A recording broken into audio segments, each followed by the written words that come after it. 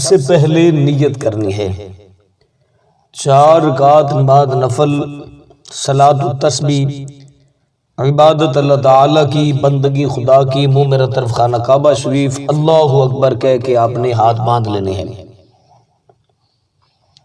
اس کے بعد آپ نے ثنا پڑھنی ہے، ثنا پڑھنے کے بعد 15 مرتبہ تیسرا کلمہ پڑھنا ہے، یعنی سبحان اللہ والحمد للہ ولا الہ الا اللہ واللہ اکبر۔ اس کے بعد آپ نے سورۃ فاتحہ شریف پڑھنی ہے، سورۃ فاتحہ شریف پڑھنے کے بعد آپ نے جو بھی سورت آپ کو آتی ہے آپ نے وہ والی سورت پڑھ لینی ہے۔ اس کے بعد آپ نے پھر 10 مرتبہ تیسرا کلمہ پڑھنا ہے، یعنی سبحان اللہ والحمد للہ ولا الہ الا اللہ واللہ اکبر۔ 10 مرتبہ تیسرا کلمہ پڑھنے کے بعد آپ نے رکوع میں چلے جانا ہے۔ رکوع میں جانے کے بعد سب سے پہلے آپ نے رکوع کی تسبیح پڑھنی ہے، سبحان ربی العظیم سبحان ربی العظیم سبحان ربی العظیم۔ یہ پڑھنے کے بعد آپ نے پھر 10 مرتبہ تیسرا کلمہ پڑھنا ہے، یعنی سبحان اللہ والحمد للہ ولا الہ الا اللہ واللہ اکبر۔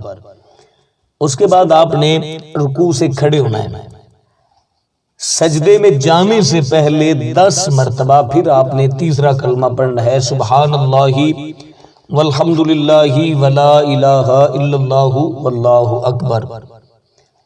اس کے بعد آپ نے سجدے میں چلے جانا ہے، سجدے میں پہلے سجدے کی تسبیح پڑھنی ہے، یعنی سبحان ربی الاعلی سبحان ربی الاعلی سبحان ربی الاعلی۔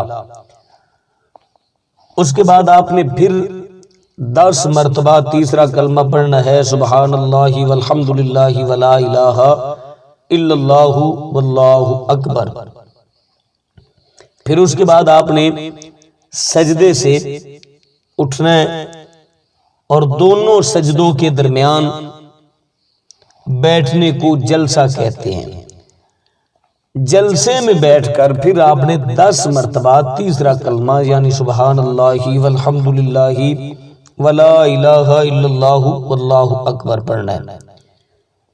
اس کے بعد آپ نے دوسرا سجدہ کرنا ہے، دوسرے سجدے میں بھی پہلے سجدے کی تسبیح سبحان ربی الاعلی سبحان ربی الاعلی سبحان ربی الاعلی، پھر آپ نے 10 مرتبہ تیسرا کلمہ پڑھ لینا ہے۔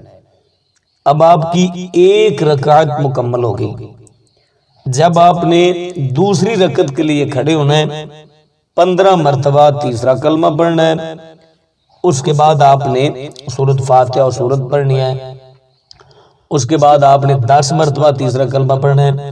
جس طرح آپ نے پہلی رکعت مکمل کی ہے اسی طریقے سے آپ نے باقی 3 رکعتیں بھی مکمل کر لینی ہے۔ یہ صلاۃ التسبیح کی نماز ادا کرنے کا سب سے آسان طریقہ ہے۔